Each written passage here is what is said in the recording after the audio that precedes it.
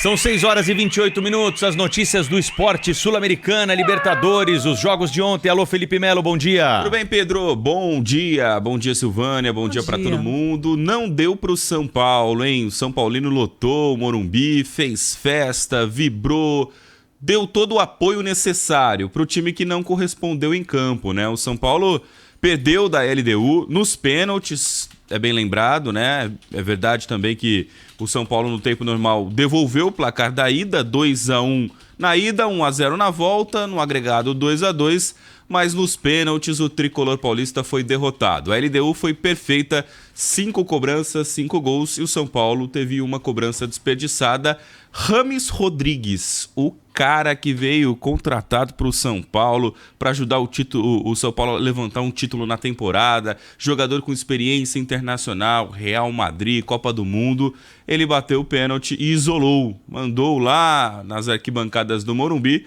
O São Paulo foi eliminado, 5-4, perfeita a LDU nas cobranças de pênaltis, e já temos então definidas as semifinais da Sul-Americana, porque ontem também tivemos a vitória do Fortaleza sobre o América Mineiro por 2-1. Fortaleza venceu o América por 2-1, já tinha vencido a primeira partida por 3-1 fora de casa, e o Fortaleza também está classificado para as semifinais da Sul-Americana, que vão ser definidas assim, o chaveamento.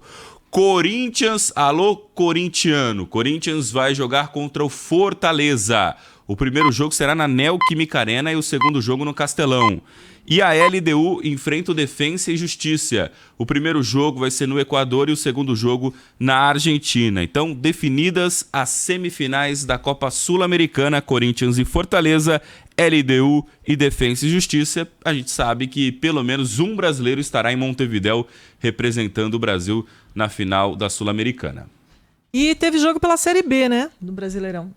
A gente vai falar também da Série B do Campeonato Brasileiro. O Juventude empatou com a Chapecoense por 0-0, o jogo de ontem. E hoje tem 2 partidas pela Série B do Campeonato Brasileiro. Às 7h15, Vitória e Mirassol. E às 9h30, Londrina e Tombense pela Série B do Campeonato Brasileiro. São os jogos de hoje da Série B da competição, né? A Série B que está numa fase um pouco mais avançada em relação à Série A do Campeonato Brasileiro. Libertadores. Ontem só deu Fluminense, hein? O Fluminense, que campanha do Fernando Diniz. Pois é, todo mundo falando só do Palmeiras. Olha, eu sou palmeirense, mas né, precisa ficar de olho. Primeiro precisa passar pelo Boca, né?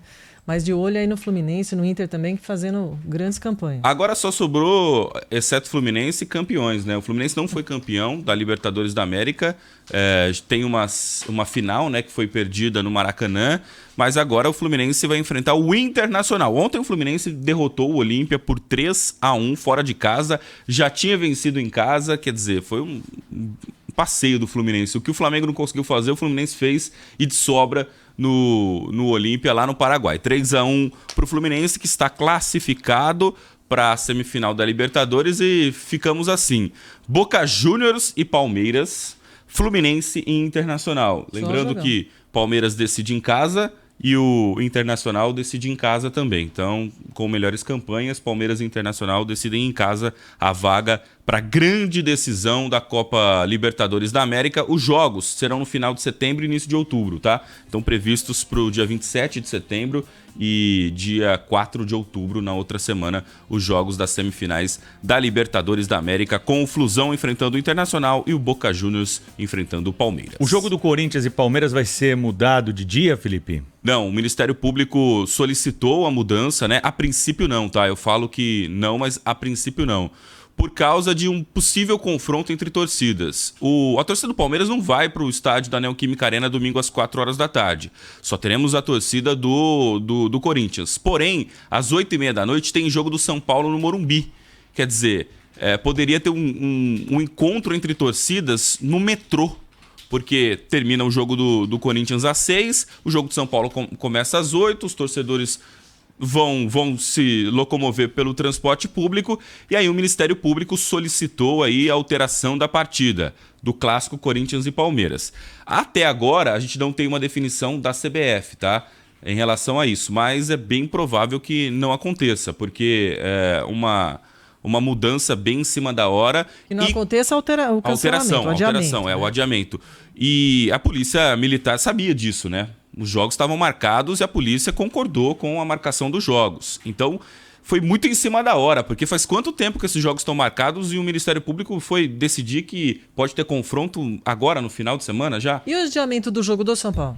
Também, por enquanto, não. A gente não tem nenhuma informação em relação a isso. Adiamento do jogo do São Paulo. É que não é comum você ter 2 grandes clubes na mesma cidade jogando no mesmo dia, justamente para evitar essa briga entre torcedores. Esse é o fato em comum nesse calendário que foi colocado aqui para São Paulo, né?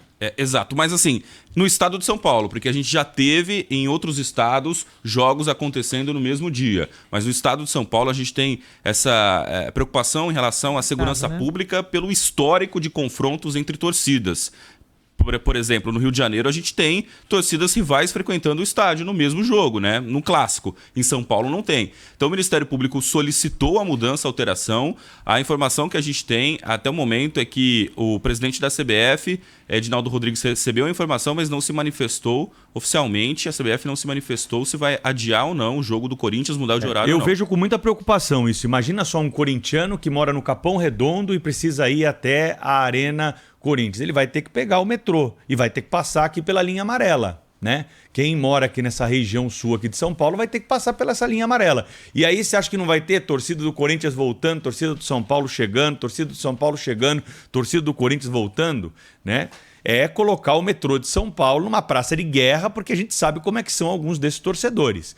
Se isso foi observado, não foi observado a tempo, se ainda há tempo de corrigir esse erro, que as autoridades reflitam sobre o problema para depois, no dia seguinte, a gente, em vez de falar de bola rolando, ficar falando aqui de depredação do metrô e quebra-quebra, que normalmente acontece quando esses torcedores se encontram, né? Agora é triste a gente ter que estar falando sobre isso, né? Muito triste.